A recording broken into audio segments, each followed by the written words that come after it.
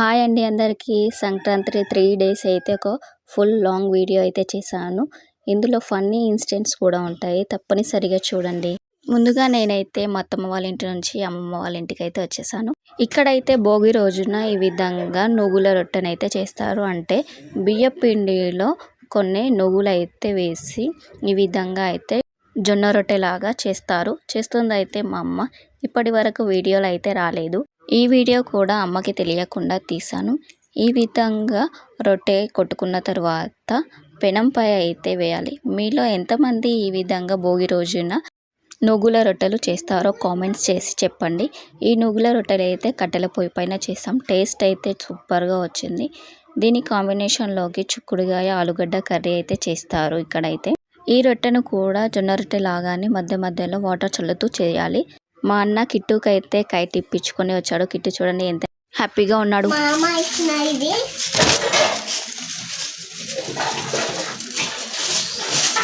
సాయంత్రం టైంలో మా పిల్లలకి భోగిపళ్ళు అయితే పోద్దామనేసి రేగిపళ్ళ కోసం అయితే వెళ్ళాం. కానీ అవి అయితే చాలా పైకే ఉన్నాయి. ఇదైతే ఎంతో దూరం అయితే ఉండదు. మా అమ్మమ్మ వాళ్ళ ఇంటి బ్యాక్ సైడే ఉంటుంది. అక్కడ అయితే కింద పడినవి కూడా తీసుకొని అయితే వచ్చాం. ఫైనల్లీ ఇవైతే మాకు దొరికిన రేగిపళ్ళు. ఇంటికి వచ్చిన తర్వాత కొన్ని పసుపు బియ్యం అండ్ అందులోనే రేగి పండ్లు కూడా వేసి పిల్లలకు ఇష్టమనేసి చాక్లెట్స్ కూడా వేసాం. ఇందులో చెరుకు గడలు కూడా వేస్తారు, కానీ మా దగ్గర లేవనేసి వేయలేదు. తర్వాత ఫ్లవర్స్ అండ్ చిల్లర కాయిన్స్ కూడా వేసి ఈ విధంగా అయితే రెడీ చేసాం. మా పిల్లలు కూడా ఎంతో హ్యాపీగా కూర్చున్నారు. ఫస్ట్ అయితే మా అమ్మమ్మ అయితే పిల్లలపై నుంచి దిష్టి తీసేసి పిల్లల పైన అయితే ఈ విధంగా పోసింది. మా పిల్లలకైతే భోగిపళ్ళు ఇక్కడ అమ్మమ్మ వాళ్ళ ఇంట్లో పోయడం అయితే చాలా హ్యాపీగా ఉంది. ఎందుకంటే పెద్దవాళ్ళ సమక్షంలో జరిగితే అదే హ్యాపీనెస్సే వేరు కదండి. తర్వాత మా తాత కూడా ఆ విధంగానే చేసి పిల్లలపై నుంచి అయితే పోసారు. తర్వాత చిన్నమ్మమ్మ కూడా ఆ విధంగానే చేసింది. మా అమ్మ కూడా పిల్లలపై నుంచి రేగుపళ్ళు అయితే పోస్తుంది. చూసేయండి. ఎందుకు పోసారా మా అమ్మ అయితే? మా కిట్టు అయితే కుదురుగా కూర్చోమంటే కూర్చోవట్లేదు, కానీ మా మ్యాగీ పాప అయితే పుట్టబొమ్మల అలాగే కూర్చొని ఉండిపోయింది చూడండి. తర్వాత అందరూ అయితే ఇలా పిక్చర్స్ అయితే దిగారు. మా పెద్దమ్మ, అమ్మ, అమ్మమ్మ, తాత, చిన్నమ్మమ్మ, ఇంకో అమ్మమ్మ అందరూ కలిసి. అలాగే మా అత్తమ్మ చెప్పింది ఒక్క కొడుకు ఉన్న వాళ్ళైతే పసుబొట్టు ఇవ్వాలనేసి అందరికీ కూడా పసుబొట్టు అయితే ఇచ్చేసాను నేనైతే. చూడండి మా అమ్మ మ్యాగీ పాప ఈ విధంగా అన్నారు. తర్వాత లాస్ట్లో మా అమ్మమ్మ అయితే హారతి ఇచ్చి పిల్లలకైతే బొట్టు పెట్టేసింది. చూసేయండి. మా కిట్టు అయితే అమ్మమ్మ ఆశీర్వాదం అయితే తీసుకున్నాడు. తర్వాత నైట్ టైంలో అయితే ఈ విధంగా భోగి మంటలు అయితే వేసాం. మా కిట్టు అయితే కళ్ళు మండుతున్నాయి అనేసి వెళ్ళిపోయాడు అక్కడ నుంచి. ఫైనల్లీ భోగి మంటలు కూడా వేసేసాం. ఈ విధంగా అయితే భోగి మంటలు వేసుకొని డిన్నర్లోకి నువ్వుల రొట్టె చిక్కుడుగా ఆలుగడ్డతో డిన్నర్ అయితే చేసేసాం. ఈ విధంగా భోగి రోజు అయితే కంప్లీట్ అయిపోయింది. నెక్స్ట్ రోజు అయితే సంక్రాంతి రోజున ఉదయాన్నే లేచి ఈ విధంగా ముగ్గులు వేసి రంగులు అయితే వేసేసాం. నాకైతే ముగ్గురు అమ్మమ్మ వాళ్ళ ఆకిట్లో అయితే ఈ విధంగా చూపిస్తున్నాను చూడండి. తరువాత నేను వేసిన ముగ్గులు అయితే ఫ్లవర్స్ పెట్టేసి ఆవు పేడతో గొబ్బెమ్మలు అయితే చేసింది మా అమ్మమ్మ అయితే. ఆవు పేడ అండ్ గరక అయితే దానిపై పెట్టేసి గొబ్బెమ్మలు చేసి ముగ్గు మధ్యలో అయితే పెట్టేసాం. తర్వాత అందులోనే నవధాన్యాలు కూడా వేసాం. సంక్రాంతి అంటేనే ధాన్యాలు మన ఇంటికి వచ్చిన వేళ కదా, అలాగనేసి గొబ్బెమ్మల మధ్యలో ధాన్యాలు అయితే వేసాం. చూడండి. అందులోనే రేగిపళ్ళు కూడా వేస్తారు. ఇక్కడైతే రేగిపళ్ళు అండ్ ఫ్లవర్స్ అయితే వేసాం. తర్వాత మా అన్న అయితే కిట్టుకు గాలిపటానికి కన్నాలు అయితే వేస్తున్నాడు. మీలో ఎంతమందికి కన్నాలు వేయడం వచ్చో చెప్పండి.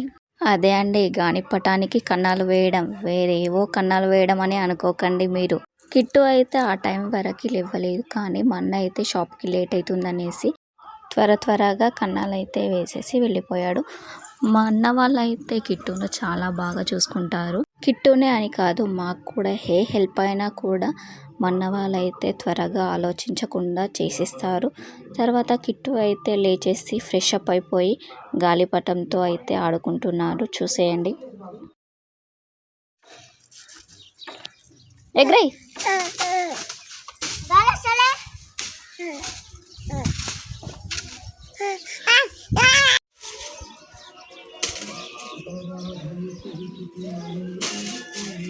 Galing, yes. సంక్రాంతి రోజున ఇక్కడైతే బెల్లమన్నం వండుతారంట. మా అమ్మమ్మ అయితే చేస్తుంది బెల్లమన్నం. ఒక గ్లాస్ బియ్యానికి ఒక గ్లాస్ బెల్లాన్ని అయితే తురుముకొని అన్నం అయిన తర్వాత అందులో బెల్లాన్ని అయితే వేసి ఈ విధంగా బెల్లం మొత్తం కరిగిన తర్వాత అందులోనే కొన్ని పాలు కూడా వేసి కలుపుకొని మనం అన్నాన్ని అయితే మెత్తగా ఉడికించుకోవాలి. ముందుగా అన్నం అయితే మెత్తగా ఉడకడానికి ఒక గ్లాస్ బియ్యాన్ని అయితే తీసుకున్నాం కదా, 3 గ్లాసుల వాటర్ అయితే యాడ్ చేయాలంట. ఈ విధంగా మెత్తగా ఉడికిన తర్వాత లాస్ట్లో నెయ్యి కూడా వేసుకోవాలి. ఫ్లేవర్ అయితే చాలా టేస్టీగా ఉంటుంది. తర్వాత ఒక ప్యాన్ పెట్టేసి అందులో ఆయిల్ వేసి మన దగ్గర ఉన్న డ్రై ఫ్రూట్స్ కూడా వేసేసి బెల్లం అన్నంలో అయితే వేసింది మా అమ్మమ్మ. టేస్ట్ అయితే సూపర్గా ఉంది. మీరు కూడా ఒకసారి ట్రై చేయండి. ఇలా దేవునికైతే నైవేద్యం పెట్టేసి సాయంత్రం వేళలో ఈ విధంగా బండి అయితే కడతారు. ఫస్ట్ బండికి అయితే డెకరేట్ చేసిన తర్వాత ఈ విధంగా నీళ్ళతో సాకనైతే పెట్టి మొక్కుతారు. ఇలా చేసిన తర్వాత ఇంట్లో నుంచి బయలుదేరుతారు. ఇక్కడైతే కనిపిస్తుంది అయితే గుట్ట పైన దేవుడు. ఫస్ట్ అయితే దేవుని ఊరేగింపు అయితే జరుగుతుంది. చుట్టుపక్కన ఉన్న ఊర్ల నుంచి అయితే ఎడ్ల బండ్లు కానీ ట్రాక్టర్స్ కానీ చిన్న చిన్న బైక్స్ కానీ అన్నీ కూడా తెచ్చి ఇక్కడ అయితే తిప్పుతారు. ఇలా తిప్పడం అయితే ఇక్కడ ఉన్న ఆనవాయి అయితే ఇక్కడ అలా తిప్పడం ద్వారా చాలా మంచి జరుగుతుంది. ఇక్కడ ప్రజలైతే నమ్ముతారు. ఇక్కడ ఉన్నదైతే వెంకటేశ్వర స్వామి కానీ కురుమూర్తి దేవుడు అని కూడా అంటారు ఈ దేవుణ్ణి అయితే. ఇక్కడైతే సంవత్సరంలో ఒక్కసారి మాత్రమే జాతర జరుగుతుంది. అది కూడా సంక్రాంతి రోజున. అక్కడికైతే వెళ్ళొచ్చాం. నెక్స్ట్ అయితే కనుమ రోజు. మనకందరికీ ఇష్టమైన రోజు అంటే ఈ రోజే అండి. మనమైతే అన్నీ కూడా తింటాం. చికెన్, మటన్ అన్నీ కూడా. మేమైతే ఏమేమి వంటలు చేసామో చూపిస్తున్నాను చూడండి. ఫస్ట్ అయితే పూరీలు చేసాం. మా పిల్లలు కూడా హెల్ప్ చేస్తున్నారు. తర్వాత లివర్ ఫ్రై అయితే చేసాం. మా అమ్మమ్మ అయితే ఈ స్పెషల్ వంటకం చేస్తుంది. బోటి అండ్ రక్తం అంటే బ్లడ్ కలిపి నల్ల అయితే ప్రిపేర్ చేస్తుంది. ఇది మీలో ఎంతమందికి తెలుసో కామెంట్ అయితే చేయండి. ఫస్ట్ బోటీని అయితే ఉడికించుకొని చిన్న చిన్న పీసెస్గా కట్ చేసుకున్న తర్వాత ఆనియన్స్, పచ్చిమిర్చి కూడా వేసి బాగా ఫ్రై చేసుకోవాలి. తర్వాత అందులోనే బ్లడ్ కూడా వేసి అది మొత్తం దగ్గర పడేంత వరకు కలుపుతూనే ఉండాలి. లేదంటే బ్లడ్ సపరేట్గా విడివిడిగా అయిపోతుంది. ఈ విధంగా ఫ్రై చేసుకున్న తర్వాత లాస్ట్లో కొత్తిమీర వేస్తే చూడండి ఎమ్మి నల్ల అయితే రెడీ. ఇదైతే మా అమ్మమ్మ చాలా టేస్టీగా వండుతుంది. ఏ ఫెస్టివల్ వచ్చినా కూడా ఇదైతే ఉండాల్సిందే. ఇదే చాలా టేస్టీగా ఉంటుంది. తర్వాత మా పెద్దమ్మ అయితే మిర్చి బజ్జీలు కూడా వేస్తుంది చూడండి. ఈ విధంగా మిర్చి బజ్జీ అయితే కట్టెల పొయ్యి మీద టేస్టీగా ఉంది. తర్వాత ఆనియన్ పకోడీ కూడా వేసింది. శనగపిండిలో కొంచెం ఉప్పు, కారం, వాము, జీలకర్ర చిన్నగా కట్ చేసుకున్న ఆనియన్స్ కూడా అందులో వేసి ఇలా పకోడీలా చేసింది. తర్వాత పూరి కూడా ఫ్రై చేస్తుంది. చూడండి ఎంత బాగా పొంగుతున్నాయో. ఇక్కడ అయితే భోగి రోజు కానీ సంక్రాంతి రోజు కానీ నాన్ వెజ్ తినరు. కానీ కనుమ రోజు అయితే ప్రతి ఒక్క ఐటెం అయితే ఈ విధంగా చేసుకొని తింటారు. ప్రతి ఇంట్లో కూడా చుట్టాలతో అల్లులతో హడావిడిగా ఉంటుంది. తర్వాత పాలక్ పకోడీ కూడా వేసాం. ఈ విధంగా అయితే అన్నీ రెడీ అయిపోయాయి. బగారన్నం అయితే వండేసాం చూసేయండి. ఇలా మురుకులు, కారమప్పలు, మిర్చి బజ్జీ అన్నీ కూడా ఎంజాయ్ చేసేస్తున్నాం మేమైతే. తర్వాత నేనైతే బ్రేక్ఫాస్ట్గా పూరి అండ్ నల్లతో బ్రేక్ఫాస్ట్ అయితే చేసేసాను. తర్వాత చికెన్ ఫ్రై కూడా రెడీ అయిపోయింది. లాస్ట్లో కొత్తిమీర వేస్తూ వీడియో అయితే తీస్తున్నాను నేనైతే. తర్వాత తెలంగాణ స్పెషల్ వంటకమైన తలకాయ కాళ్ళ కర్రీ. ఇదైతే పొయ్యిలో బాగా కాల్చుకున్న తర్వాత ఈ విధంగా చిన్న పీసెస్గా అయితే కట్ చేసుకోవాలి. నేనైతే ఈ కర్రీ ఫస్ట్ టైం చేస్తున్నాను. మా పెద్దమ్మ చెప్తూ ఉంటే నేనైతే చేస్తున్నాను. ముందుగా ఒక కుక్కర్ పెట్టేసి అందులో ఓల్ గరం మసాలా వేసుకున్న తర్వాత అవి బాగా వేగాక ఆనియన్స్, పచ్చిమిర్చి కూడా వేసి అవి బాగా వేగిన తర్వాత అల్లం వెల్లుల్లి పేస్ట్ కూడా వేసి వేగించుకున్నాను. తర్వాత అందులోనే కొంచెం పసుపు కూడా వేసి ఆనియన్స్ మొత్తం గోల్డెన్ బ్రౌన్ కలర్ వచ్చాక మన మెయిన్ ఇంగ్రీడియంట్ అయిన తలకాయ కూరను అయితే అందులో వేసి కొద్దిసేపు ఉడకనివ్వాలి. అందులో ఉప్పు వేయడం ద్వారా త్వరగా ఉడుకుతాయి. అవి కొంచెం దగ్గర పడ్డ తర్వాత మనమైతే టమాటాను అయితే కట్ చేసి వేసుకోవాలి. ఇలా 2 టమాటాలను అయితే కట్ చేసి వేసుకున్న తర్వాత అందులోనే కొంచెం కారం అండ్ ఉప్పు ఇదైతే మీ టేస్ట్కి తగ్గట్టుగా వేసుకోవాలి.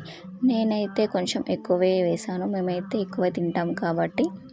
వాటిని బాగా కలుపుకొని అందులోనే కొంచెం కరివేపాకు అండ్ పుదీనా కూడా వేసాను. పుదీనా వేయడం ద్వారా ఫ్లేవర్ చాలా బాగుంటుంది. తర్వాత మనం ముందుగా నానబెట్టి పెట్టుకున్న చింతపండు రసాన్ని కూడా వేసుకున్నాను, పుల్లగా టేస్టీగా ఉంటుందని. ఇదైతే చాలామంది వేయకపోవచ్చు కూడా.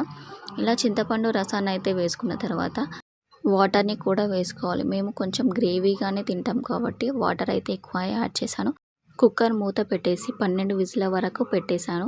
చూడండి ఈ విధంగా అయితే రెడీ అయిపోయింది. లాస్ట్లో కొత్తిమీర వేసి ఈ విధంగా రెడీ చేశాను. ఎమ్మీ తలకాయ కూర అయితే రెడీ అయిపోయింది. ఈ తలకాయ కూర మీలో ఎంతమందికి ఇష్టమో కామెంట్ చేయండి. ఈరోజు అయితే స్పెషల్స్ నల్ల చికెన్, పూరి, తలకాయ కూర, బగారన్నం, ఆనియన్ నిమ్మకాయతో అయితే భోజనం అయితే చేసేసాం. ఇవన్నీ తిన్న తర్వాత కూర్లింగ్ లేకపోతే ఎలా చెప్పండి, అలాగనేసి కూర్లింగ్ కూడా తాగేసాం. ఈ విధంగా సంక్రాంతి అయితే సెలబ్రేట్ చేసుకున్నాం మా అమ్మమ్మ వాళ్ళలో. Thank you for watching our video.